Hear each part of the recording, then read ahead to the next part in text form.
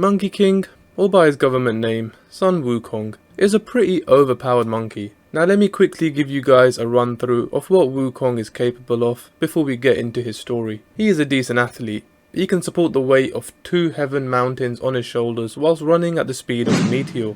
He can travel 54,000 kilometers in one somersault. He also has insane memory skills. So, not only is he Usain Bolt and Stephen Hawking combined, he's also acquired 72 earthly transformations, allowing him to transform into other animals. He's also an insane fighter, can manipulate weather, freeze people in place, and become invisible. But besides these powers, he's a pretty standard monkey. Wukong was born from a magic stone on top of a mountain. The stone becomes pregnant and produces an egg. Wind blows on the egg and it becomes a monkey. This monkey then joins another group of monkeys in a stream of water. They then decide to go find the source of the stream and climb down the mountain to a waterfall. They state that whoever goes through the waterfall will become their new king. The Monkey King jumps into the waterfall and finds a cave. Then the other monkeys join him and they all decide to make that cave their new home. The monkey becomes the king as promised and gives himself the title of Handsome Monkey King. No arguing with that one, if you catch my drift. One day, one of the older monkey dies. And this makes Monkey King very sad. So he deals with grief the way anyone else would. He decides to float away on a self-made raft in search of an immortal to teach him how to beat death. I guess we all handle grief differently. He lands ashore and all the humans are batshit scared. The Monkey King takes some clothes, puts on a hoodie and continues strolling through town, assessing the cesspit and degeneracy of human beings.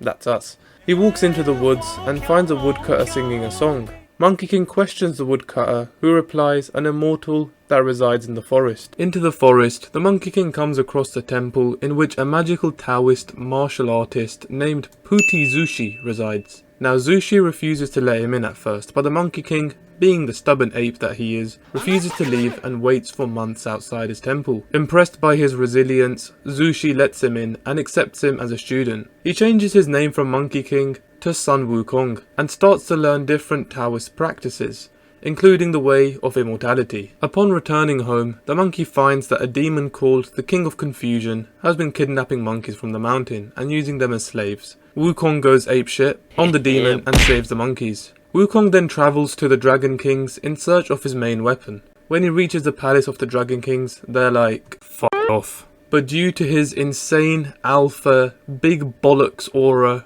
that's radiating from Wukong, they let him in and offered him different weapons. That's when Wukong finds a weapon so strong that only he can wield it. This is the golden banded staff, Rui Jingu Bang, aka the stabilizer of the 4 Cs. Pretty cool name. The staff can change its size, elongate, fly, and attack on its own.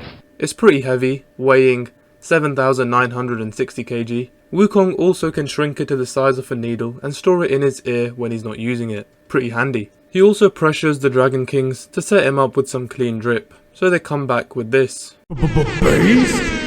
He then returns to the mountain and flexes his weapon and clothes to the group, to his boys. This draws attention from other creatures who then create an alliance with Wukong, forming the 7 Sages, consisting of 7 members who might have the coldest gamer tags in any group ever. We've got the Bull Demon King, Saurian Demon King, Rock Demon King, Lion Spirit King, Macaque Spirit King, and Snub-Nosed Monkey Spirit King. So Wukong is then given the death penalty for extorting the Dragon Kings, which I think is completely fair by the way, he absolutely fleeced them. Hell then tries collecting his soul. Wukong slaps Hell in the face. He wipes his name from the Book of Life and Death. Then after Hell failed, the Heavenly Army tried destroying Wukong but failed as well.